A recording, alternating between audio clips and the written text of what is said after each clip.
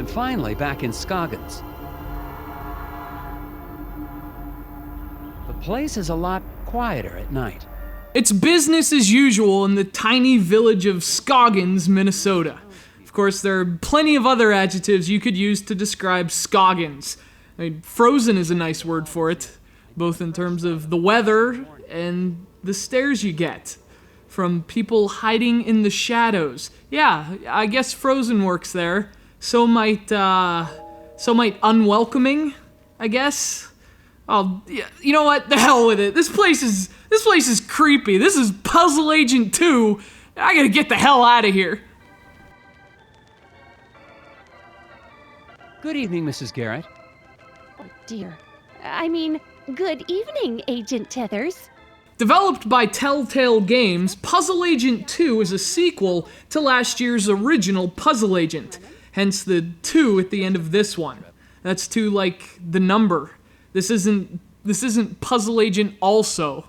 So if you missed the first game, let me get you up to speed. Nelson Tethers is in the puzzle division of the FBI, a department in which he, surprise, surprise, solves puzzles. He takes an assignment in a snowy town in Minnesota to investigate an accident at a very important eraser factory. But Tethers soon learns that a low eraser supply is the least of little Scoggins' strange problems.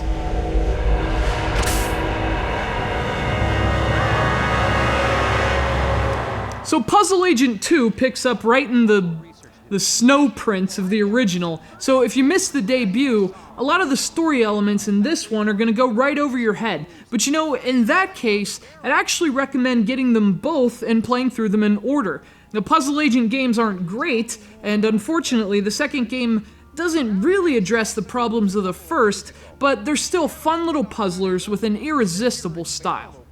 Like the first game, Puzzle Agent 2 has the look of a sketchbook come to life. Graham Annable's drawings are the catalyst for the vibe Puzzle Agent 2 so effortlessly creates. His characters live in a very eerie world, a fitting home for such a strange cast. They look out at you from the screen in perpetually wide-eyed stares. Their jerky animations are the only signs of life in this cold, silent, gray world.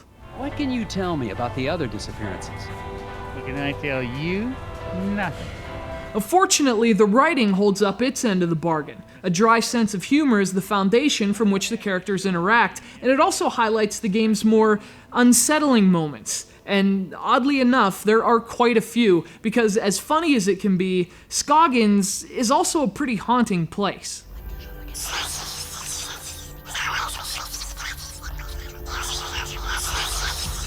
If you played the first game, this is all probably sounding pretty familiar. The style, the drawings, the whole Fargo-inspired world, these were the best things about the first Puzzle Agent. The problem was that the puzzles were a lot less interesting and a lot less well done.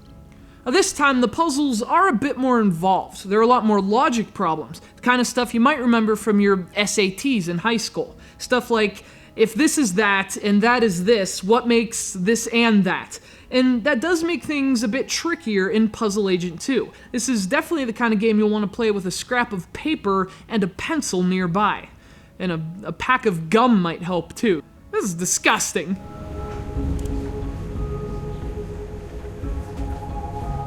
If it's business as usual in Scoggins, it's business as usual in Puzzle Agent. This is the kind of sequel that doesn't make any major changes, opting only to tweak its puzzles a bit and offer more the same awesome style that made the original so engrossing to play.